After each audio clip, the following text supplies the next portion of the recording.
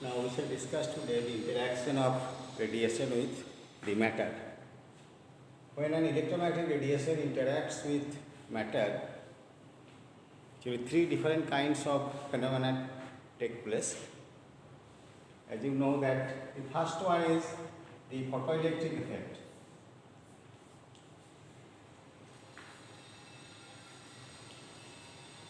Photoelectric effect. The second one is Compton scattering.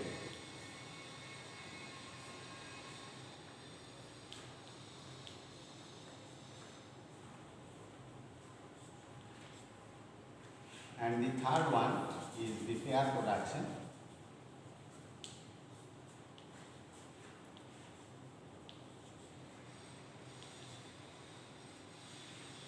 Now, depending on the energy of the incident photon, three different kinds of phenomena take place. When the energy of the incident photon is less, that is in case of visible light, we have observed that photoelectric effect takes place, that the photon is completely absorbed by a particular electron of the atom, and if the energy of the photon is sufficient, then the electron will be ejected from the atom, that is the photoelectrons, photoelectric effect. And in explaining all these phenomena, we consider the incident light or photon as a particle. Therefore, in explaining all these phenomena, the particle nature of the light will be considered. Now, secondly, if the energy of the incident photon is increased, then in that case, the probability of photoelectric effect decreases with the energy of the incident photon. And the second phenomena takes place, that is Compton scattering. Here also the electron will be ejected, but that is not the photoelectrons. Electrons will be ejected, as well as with this the scattered photon will also come in the scattered radiation, both with the initial frequency and with some frequency less than the initial frequency. And the third one, when the energy of the incident photon is very high, which is greater than 1.02 MeV, then under the action of the strong nuclear field, the incident photon is completely annihilated and two particles, one electron, another positron will be created. That's why there is pair production. Now, so this, when an electromagnetic radiation of very high energy, say gamma radiation, passes through in the vicinity of the nucleus, then under the action of the nuclear field, the photon will be completely annihilated and the particles will be produced.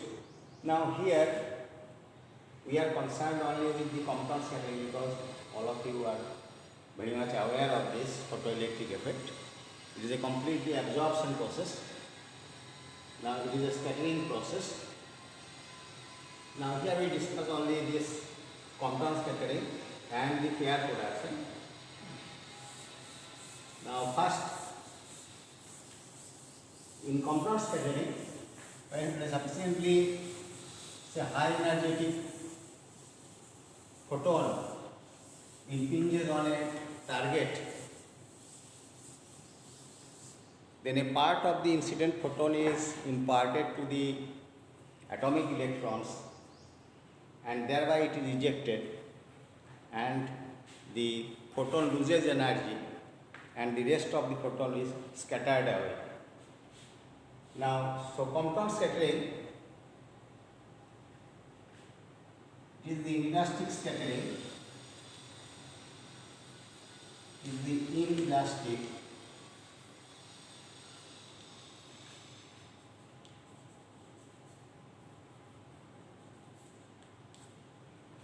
of photons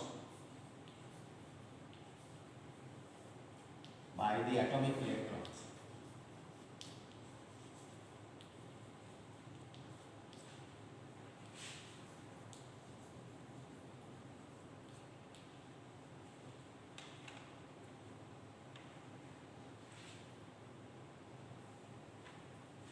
This is the definition of the Compton scattering, purely elastic scattering.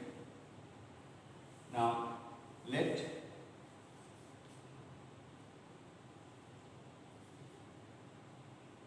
a photon of say frequency nu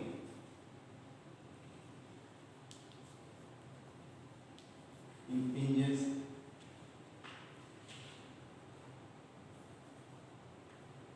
on an electron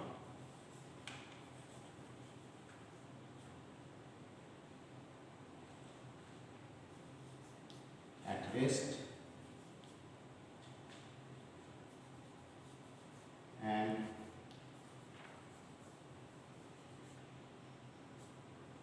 scattered away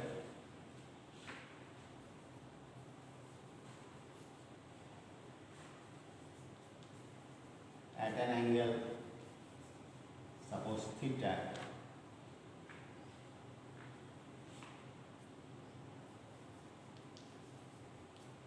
with a frequency nu prime, where this nu prime is less than nu because some part of energy will be imparted to the atomic electron, and the atomic electron will gain some energy, and due to that it requires. Now if the electron requires with a speed v, let the electron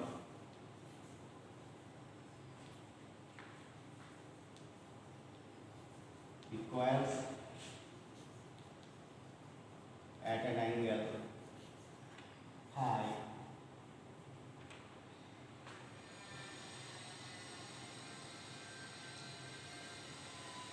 with a speed v. Therefore, the situation is like that. If you draw the schematic diagram,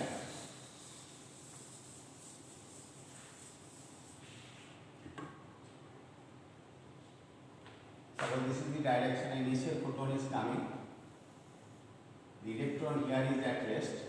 In deriving the change in wavelength in the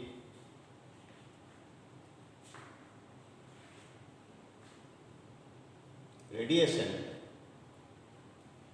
or change in frequency in the radiation, there are two basic initial assumptions. This is the electron which is at rest, although it is not justified. Now after scattering from this electron, let the photon scattered in this direction and electron requires in this direction. This is the electron, recoil electron. Now the frequency of the incident photon is h nu. So its momentum E will be equal to h nu by c.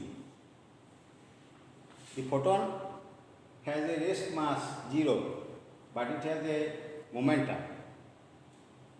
Now here the scattered radiation whose energy is h nu prime, at its momentum is h nu prime by c. Electron is recoiling with a speed v, so its momentum is m v. This angle is phi, angle of recoil, and this is the angle of scattering, theta.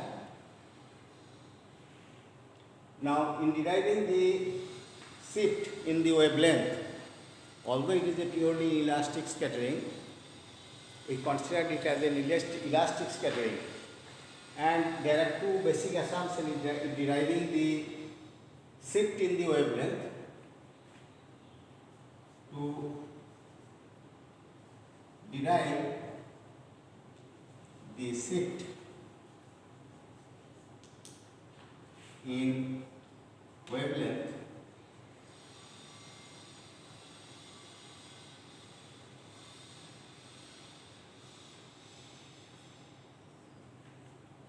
there are two basic assumptions.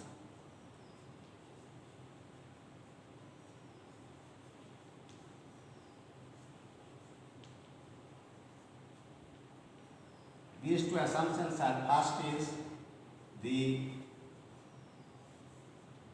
electron is free,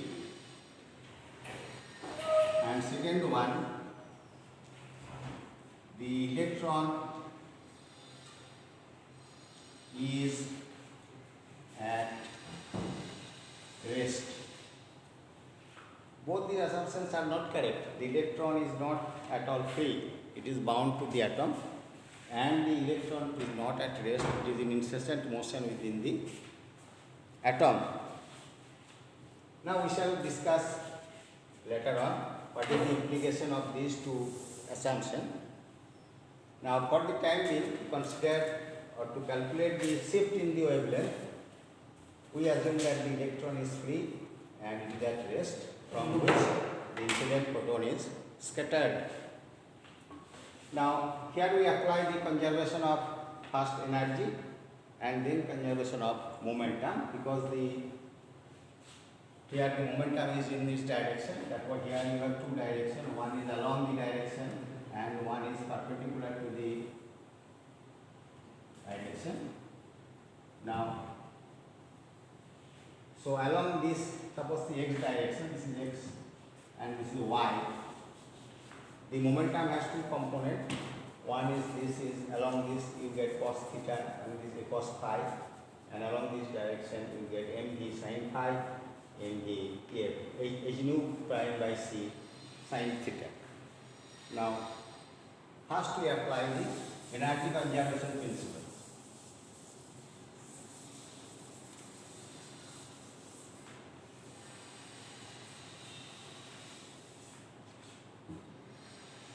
From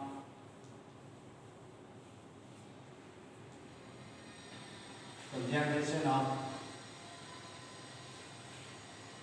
energy, initial energy is equal to final energy. What is initial energy? Energy of the incident photon h nu plus the rest energy of this electron.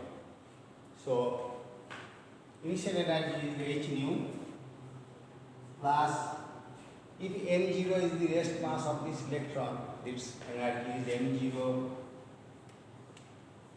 c square. This is the initial energy.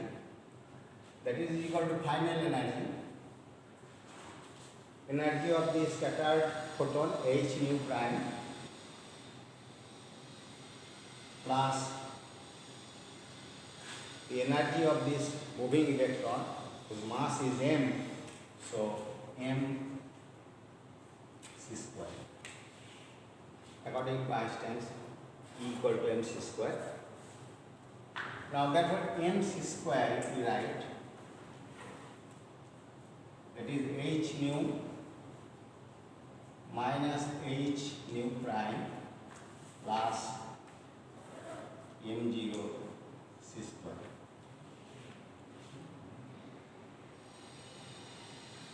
Now squaring both sides of this equation,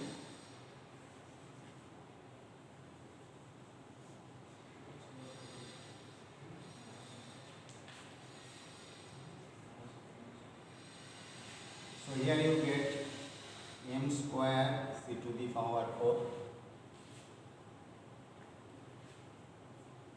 that is nu minus nu prime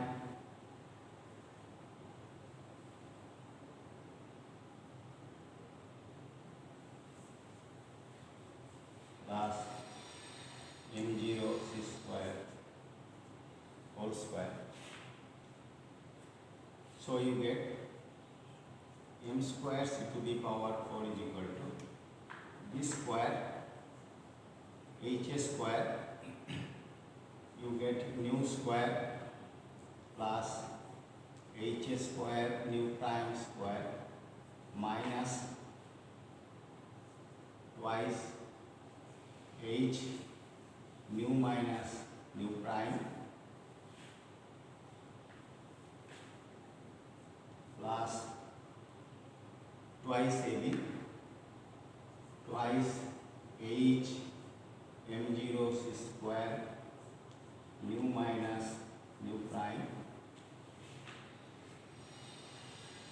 plus this one m0 square c to the power 4. Now here m is the moving mass of the electron. So and the electron is requiring with a speed v which is comparable to the velocity of light. So using the relativistic mass energy equation or mass velocity formula, because the requiring speed of the electron is comparable to the velocity of light, therefore we have to use here the relativistic mass velocity formula. From relativity,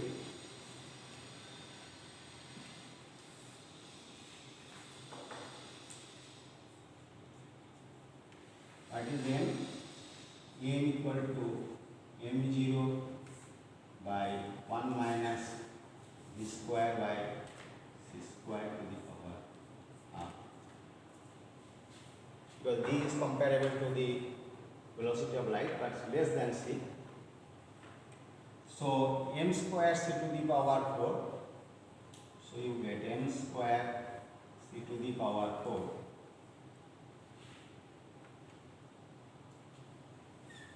You get m0 square c to the power 6 divided by c square minus v square. Now for therefore is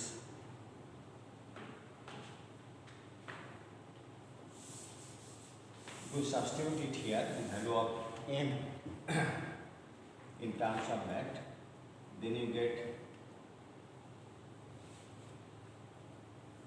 m0 square c to the power 6 by c square minus v square. This term will be taken in this side. Now I am writing here it minus m0 square c to the power 4, that is equal to h square nu square plus h square nu prime square minus twice h nu minus nu prime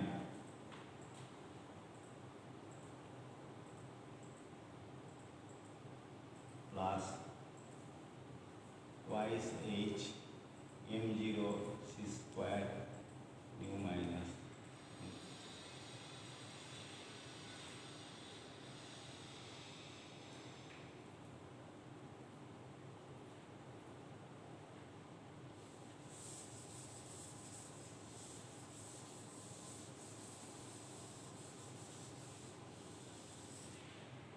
So this will be m0 c to the power 4 if we take common, then you get here c square minus c square by c square minus c square, this you get here d square. So this term will be equal to m0 square d square c to the power 4 by c square minus v square.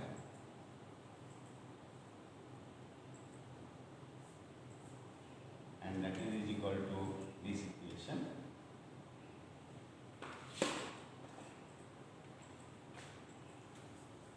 H square nu square plus h square nu prime square minus twice h nu minus nu prime plus twice h m0 c square nu minus. Suppose this is equation number 1. We obtain it from the conservation of energy principle.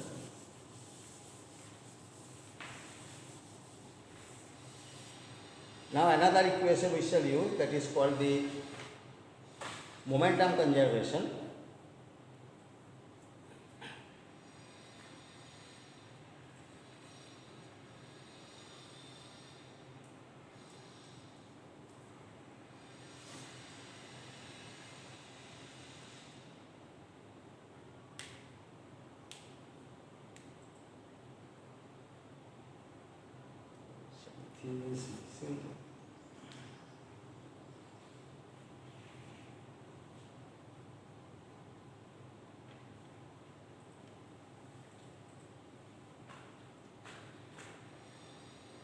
This should be equal to h square mu Newton.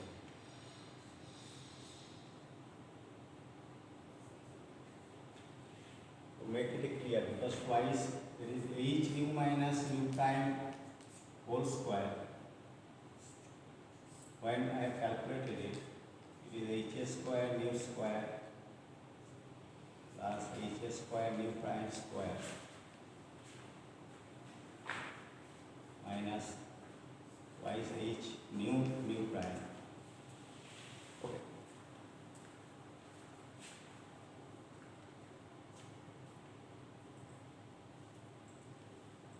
H square will be here.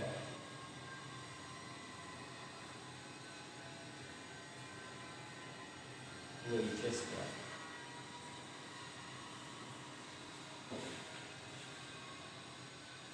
So there was a mistake, we just corrected, because I have written there to h into nu minus nu prime. Actually this term will be this one, twice h nu minus nu prime will be equal to h square nu minus nu prime. It will be this one, just make correction.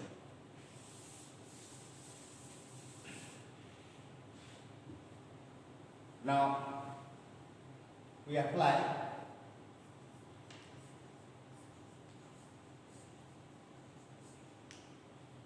momentum conservation.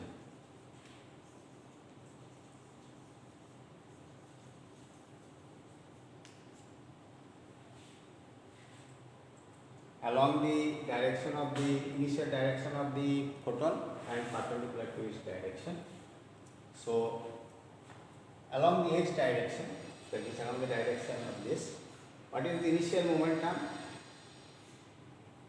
That is h nu by c, because the electron is at rest, it has no momentum. So initial momentum along the direction of the incident photon, that is h nu by c, that is equal to final momentum. Along the x direction, it has the component along this direction, also it has the component along this direction. Along this direction, h nu prime by c cos theta, h nu prime by c cos theta, plus both are in the positive x axis, mv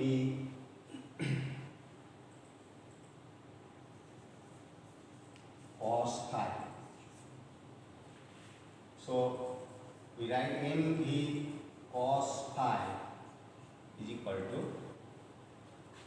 h nu by c minus h nu prime by c cos theta. Suppose this is equation number 2.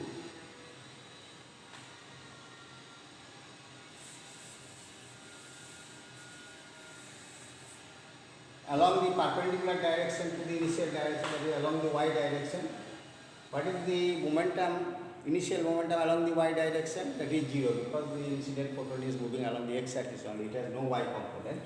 So along the y direction, the initial along perpendicular direction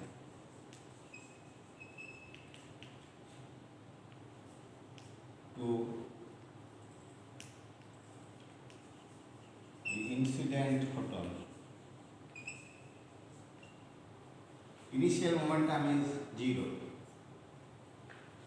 and final momentum along the positive y axis you get h nu prime by c sin theta, h nu prime by c sin theta, and this is along the negative y axis. So it is minus mv sin phi minus mv sin phi. So mv sin phi is equal to h nu prime by c sin theta.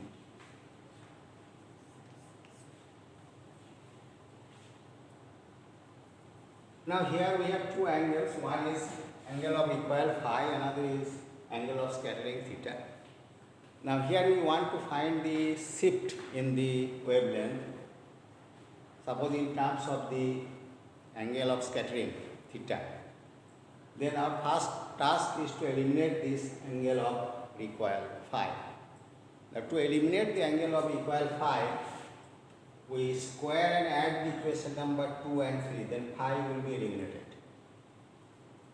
Therefore, we first here square and add equation number 2 and 3.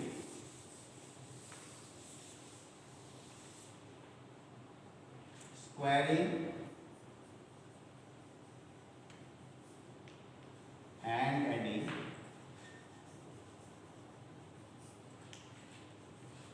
equations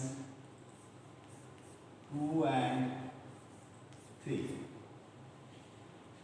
So left hand side is m square v square,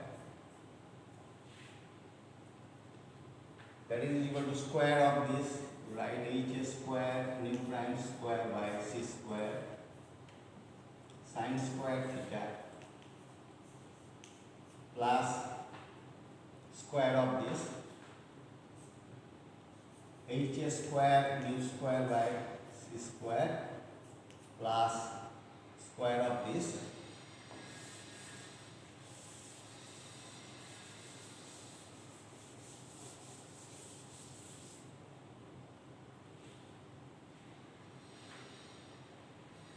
h square nu prime square by c square or square theta minus 2h square nu prime by c square cos theta.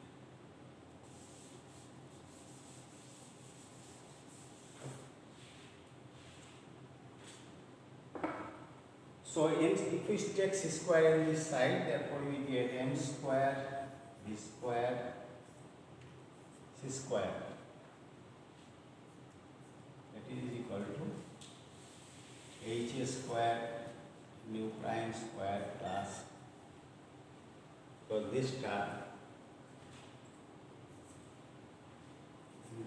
if we combine, then we get h square nu prime square sin square theta plus cos square theta 1 plus h square nu square by c square minus 2h square nu prime c square is taken in this side cos theta.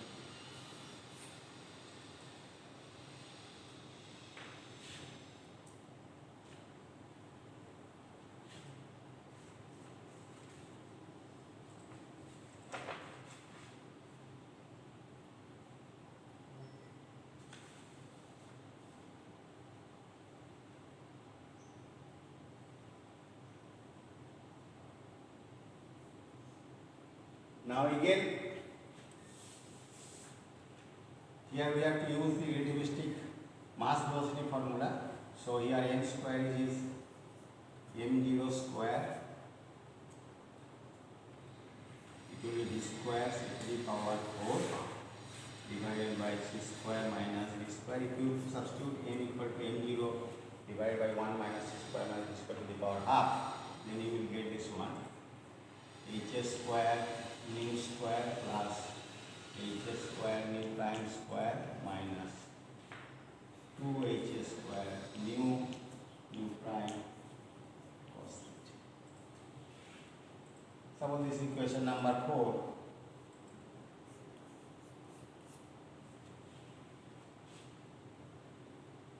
And equation number 3 was in terms of this m0 square shift to the power 4 b square, that quantity was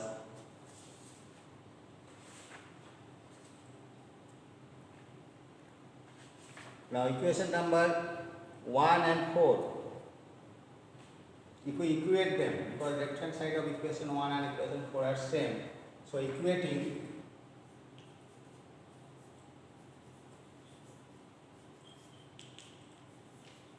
equations 1 and 4, we get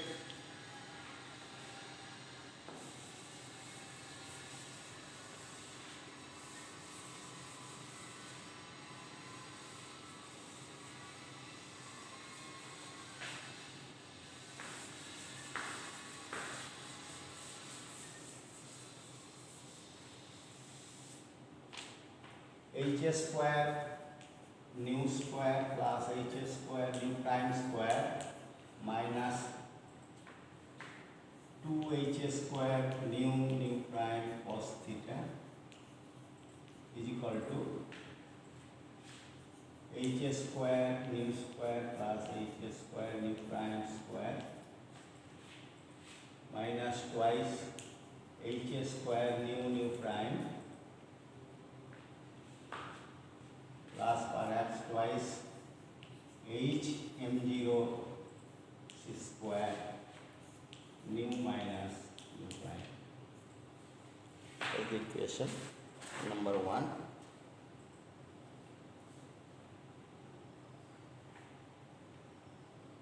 H m0 square nu minus. Okay. So this is equation number 1 and this is equation number 4. So you get this term you cancel.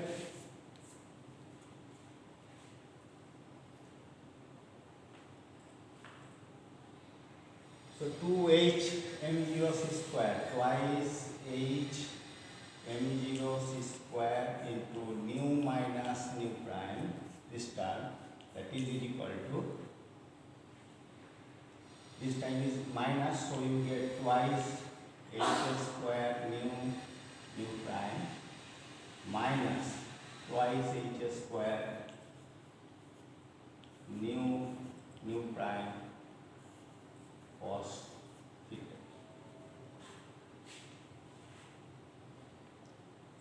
So 2h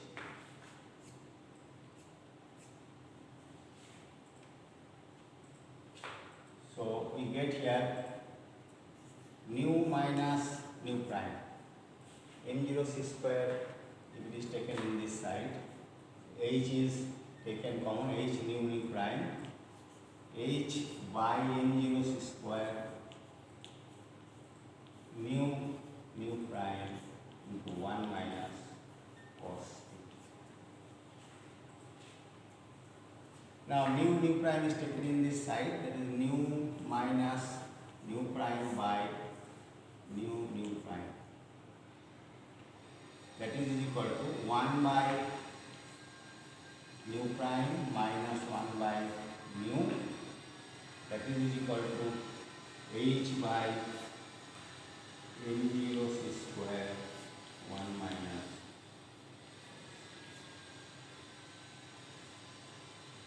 Now if you take one c in this side, so we can write it c by nu prime minus c by nu. C by nu prime, that is lambda prime, wavelength of the scattered radiation, minus initial wavelength of the incident radiation lambda, that is equal to delta lambda change in wavelength.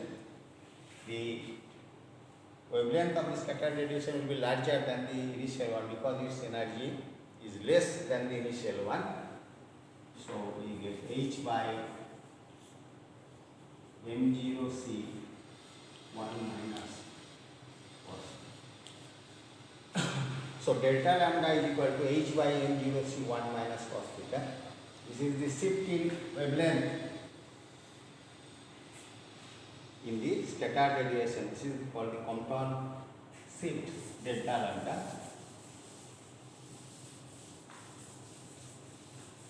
Now from this expression delta lambda shift in wavelength is equal to h by mu0 c 1 minus cos theta. You see here the change in wavelength, here h is a constant quantity, Planck's constant, m0 rest mass of the electron, velocity of light. So it only depends on the angle of scattering, theta. So it does not depend on the initial wavelength of the light. What is the frequency or wavelength of the incident radiation? It does not depend on this. From which scatterer the scattering is taking place? Because it is light is scattered from the electron of a particular atom. It may be say carbon, it may be say iron or any other material. So Z is not involved here, the atomic number of that target. So the Compton shift is independent.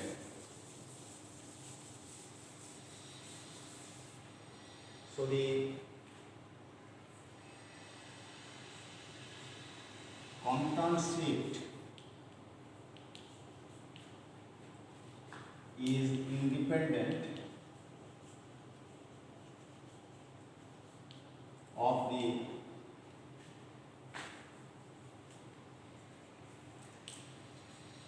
initial wavelength of radiation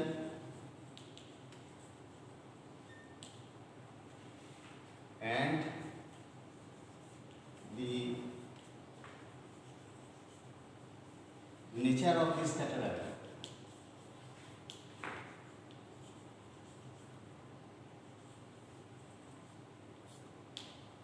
That is, what is the target from which the scattering is taking place?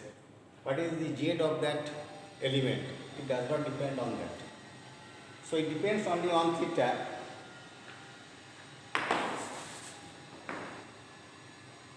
So when your theta angle of scattering is supposed to 0, then what will be the value of delta lambda?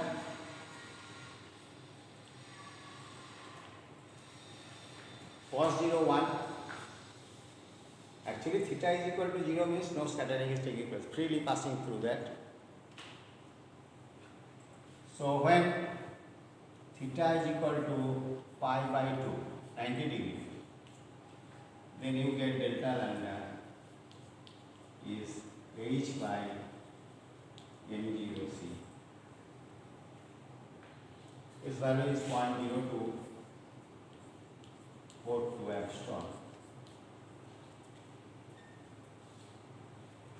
And when theta is equal to pi, which is called the head-on collision, the photon is coming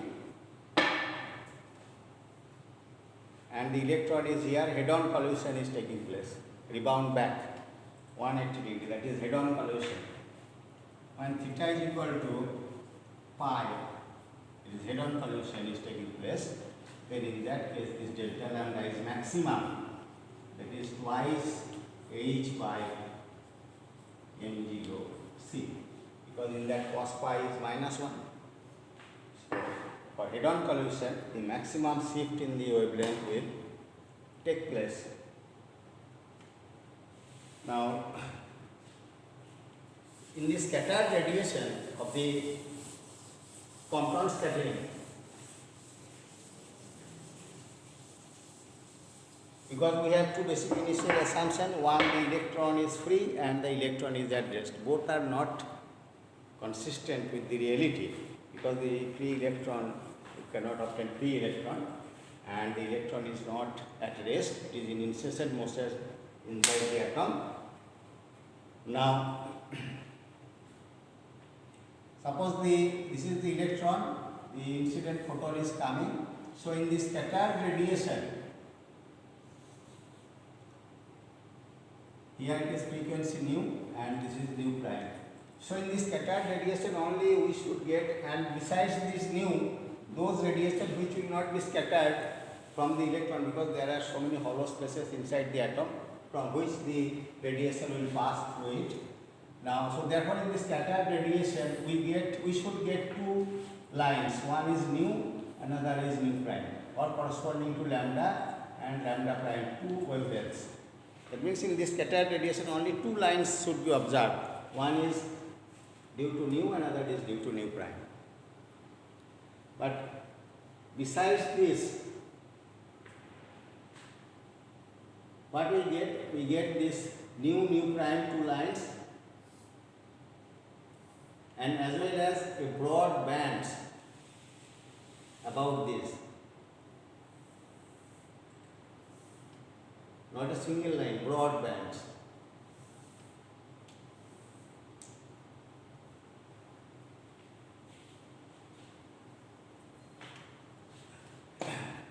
Now the electron is not at rest. Okay.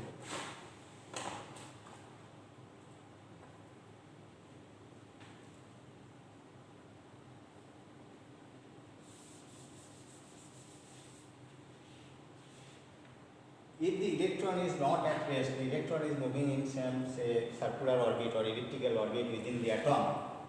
Now,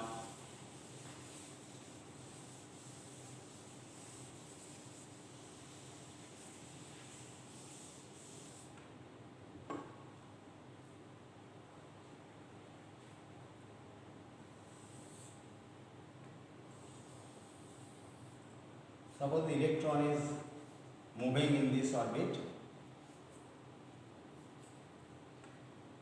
and the incident photon beam is coming.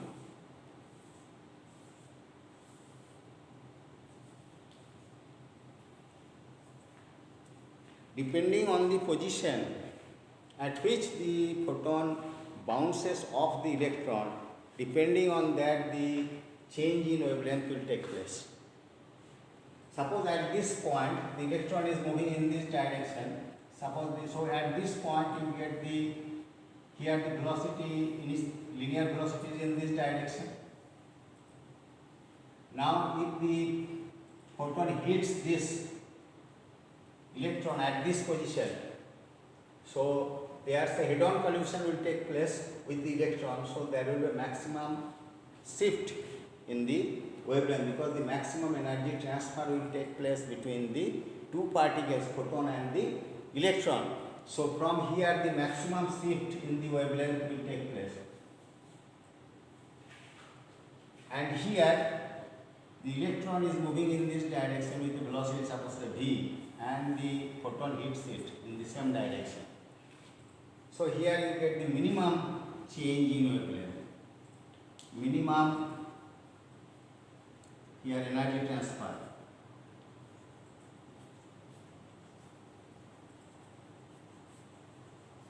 And here the maximum energy transfer.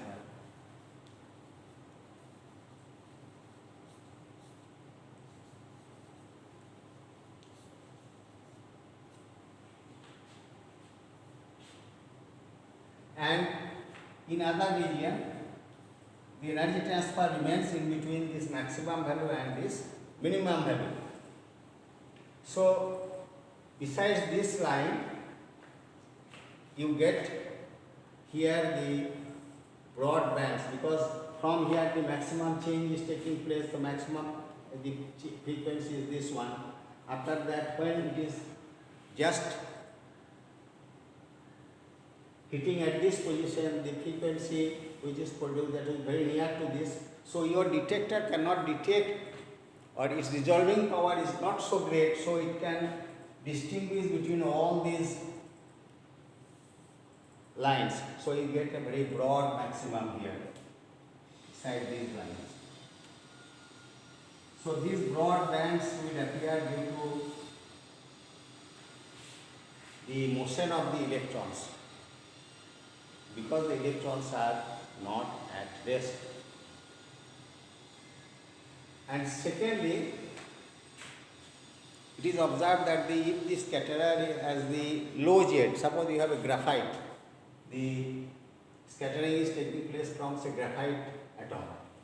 So its Z is 6. So Z is small, that means the electrons are loosely bound in the atom, so they can be easily ejected. And suppose instead of say graphite, if you use say gold, Z is 79, then also there the electrons are very firmly bound to the atom because Z is very high. Because we have seen that in case of say delta lambda is h by m0c into 1 minus cos theta. That is, it does not depend on the nature of this scatterer, whether we are using the graphite or gold. But in that case, what will happen? In the scattered radiation, for low Z scatterer, here the electrons are loosely bound than this one. So in this case, the intensity of the modified lines, that is lambda prime, will be more intense than lambda.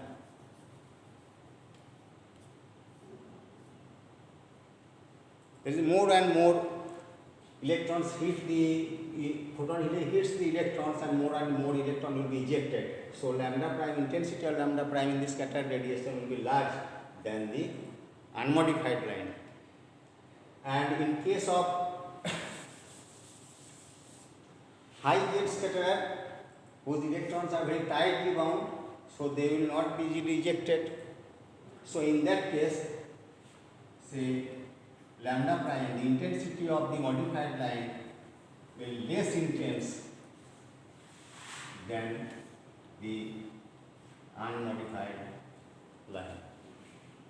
In that case, Z is very high, so very tightly bound, say few number of electrons will be ejected, otherwise rest of them will take place as an elastic scattering. There is no change in the wavelength. So for low Z scatterer, the intensity of the modified line will be more intense than the unmodified line because the electrons are loosely bound to the atom. And for high Z scatterer, the intensity of the modified line is less intense, than the unmodified lines. Because in that case, the intensity of this lambda prime modified line will be less than the unmodified lines. So the initial assumptions both are not true. From the experimental observation which we observed, that will be explained by this, that the electrons are not free and the electrons are not at rest.